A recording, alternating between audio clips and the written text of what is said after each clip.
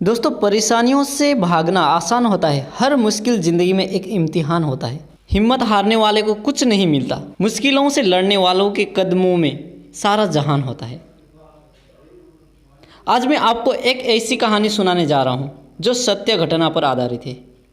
यह एक ऐसे इंसान की सफलता की कहानी है जो भिखारी से आज करोड़ों का मालिक बन गया है। एक समय वह घर घर जाकर भीख मांगा करता था।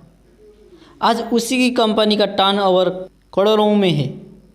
यही नहीं, उसने अपने जैसे लगभग 150 लोगों को भी रोजगार दिया है। हाँ दोस्तों, मैं बात कर रहा हूँ रेणुका आराध्या जी की, जिनकी उम्र लगभग 50 वर्ष हो चुकी है। इनकी ज़िंदगी शुरुआत से ही बड़ी संघर्ष से भरी है और कठिनाइयों से भरी हुई है। रेणुका की ज़िंदगी की शुरुआत बेंगलुरु के निकट एक छोटे से गांव से हुई है। रेणुका जी की ज़िंदगी की शुरुआत बेंगलोर के निकट एक छोटे से गांव से हुई है।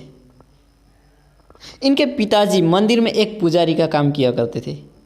अपने परिवार की जीविका के लिए रेणुका के पिता दान पुण्य पर ही आश्रित थे और उसी से उनका पूरा घर चलता था। इसलिए वह आसपास गांव में जाकर भीख मांगकर अनाज लेकर आते थे और अपने बच्चों को और अपने परिवार को खिलाते थे। धीरे धीरे रेणुका भी अपने पिता के साथ भिक्षा मांगने उनके साथ जाने लगी और वह खुद भी भिक्षा मांगने लगी। परिवार की हालत इतनी खराब हो गई कि छठी कक्षा के बाद उन्हें अपने पिता के साथ भिक्षा मांगने के पश्चात लोगों के घर में काम करने भी जाना पड़ता था। इस स्थिति को देखते हुए उनके पिता ने उन्हें एक आश्रम में भर्ती कर दिया, जहाँ उन्हें संस्कृत और शास्त्र का ज्ञान सिखाने लगे। और आश्रम में उन्हें केवल 2 वक्त ही भोजन मिलता था, एक सुबह 8 बजे तथा दूसरा रात्रि को 8 बजे, जिससे वो भूखे रह जाते और पढ़ाई पर ध्यान नहीं दे पाते। पेट भरने के लिए वह पूजा, शादी या फिर किसी समारोह में जाना चाहते थे। इसके लिए उन्हें अपने से बड़े लोगों का व्यक्तिगत काम करना पड़ता था। इसका परिणाम यह हुआ कि वह 10वीं कक्षा में फेल हो गए। इसी बीच उनके पिता के देहांत हो जाने की वजह से उनके बड़े भाई ने घर छोड़ दिया, जिसकी वजह से उनके माँ और उनकी बहन की जिम्मेदारी पूरी तरह से उनके ऊपर आ चुकी थी। उन्होंने यह दिखा दिया कि मुसीबत की घड़ी में भी वह अपनी जिम्मेदारियों से मुंह नहीं मोड़ेंगे। इसी के साथ वे निकल पड़े एक सफलता पाने की लंबी लड़ाई पर। इस लड़ाई में उन्हें बहुत मुसीबतों का सामना करना पड़ा, लेकिन उन्होंने हार नहीं मानी। सफलता की राह में उन्हें कई तरह के अलग अलग काम करने पड़े। उन्होंने प्लास्टिक बनाने की कंपनी में एक मजदूर की हैसियत से भी काम किया। उन्होंने सिक्योरिटी गार्ड के रूप में भी काम किया और इसके लिए सिर्फ उनको हर महीने 600 रुपये मिलते थे। देखिए, उन्होंने नारियल के पेड़ पर चढ़ने का भी काम किया, जिसके लिए उन्हें सिर्फ 15 रुपये मिल जाते थे। लेकिन कुछ अलग अलग गुजरने की ललक और चाह ने उनका कभी भी साथ नहीं छोड़ा और इसीलिए उन्होंने कई अलग अलग तरह के काम भी किए।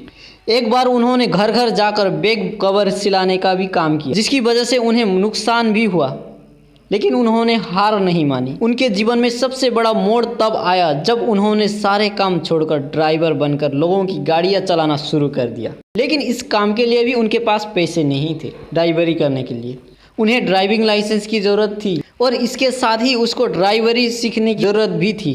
इसके लिए उन्होंने अपनी शादी की अंगूठी को बेचकर कुछ पैसे लिए और उनसे ड्राइविंग लाइसेंस बनवाया और खुद भी ड्राइविंग सीखे। इसके बाद उन्हें लगा कि अब शायद सब कुछ ठीक हो जाए, लेकिन एक छोटे से एक्सीडेंट की वजह से उन्हें अपनी ड्राइवरी की नौकरी छोड़नी पड़ी। एक टैक्सी ऑपरेटर ने उन्हें एक मौका दिया और रेणुका ने भी बिना पैसे लिए उनकी गाड़ी चलाने के लिए हामी हाँ भर दी। वो दिन भर काम करते और रात भर भी गाड़ी चलाने का काम करते थे।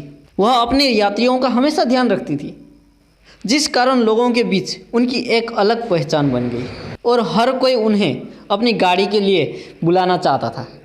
उन्होंने इस बार यह ठान लिया था कि अब सिक्योरिटी गार्ड का काम नहीं करूंगा और एक अच्छा ड्राइवर बनकर दिखाऊंगा।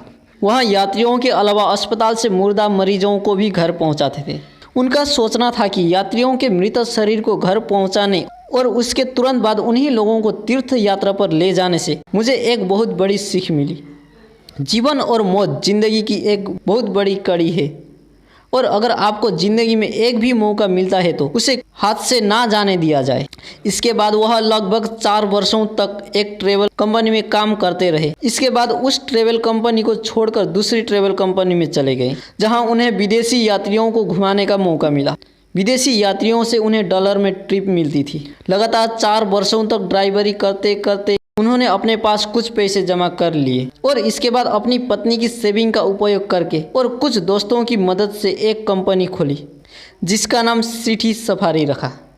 इसी कंपनी में आगे चलकर वह मैनेजर बन गए। उनकी जगह अगर कोई और होता तो शायद इतने पर ही संतुष्ट हो जाता, लेकिन उन्होंने अपनी सीमाओं को बांध नहीं रखा था। उन्होंने अपने आप को खुला छोड़ रखा था। इसीलिए उन्होंने लोन पर एक इंडिका कार ली और 1 वर्ष पश्चात फिर से एक कार ले ली। इन कारों की मदद से उन्होंने 2 वर्षों तक स्पोर्ट्स सिटी टैक्सी में कार्य किया। उन्होंने सोचा कि अभी मेरी मंजिल दूर है और मुझे अपनी खुद की एक ट्रैवल कंपनी बनाना है। कहते हैं ना कि किस्मत भी बहादुरों का ही साथ देती है। ऐसा ही कुछ रेणुका के साथ भी हुआ।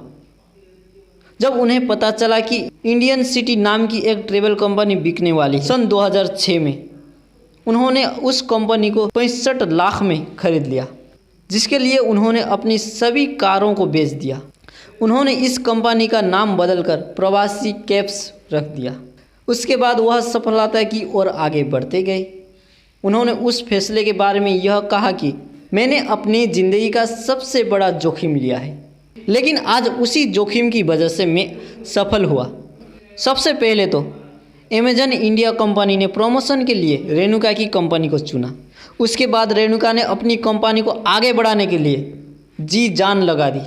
धीरे धीरे उनके कई और नामी गिरामी ग्राहक बन गए, जैसे वॉलमार्ट, अमेजन आदि। इसके बाद उन्होंने कभी भी मुड़कर नहीं देखा। उनकी कंपनी इतनी मजबूत हो गई कि जहां कई और कंपनियां ओला और उबेर के आने की वजह से बंद हो गई, लेकिन उनकी कंपनी ने रफ्तार पकड़े रखी और उनकी कंपनी को ओला और उबेर की वजह से कोई परेशानी या फर्क नहीं पड़ा। आज उनकी कंपनी में 1000 से ज़्यादा गाड़ियां चलती है। आज वह 3 स्टार्टअप के डायरेक्टर है।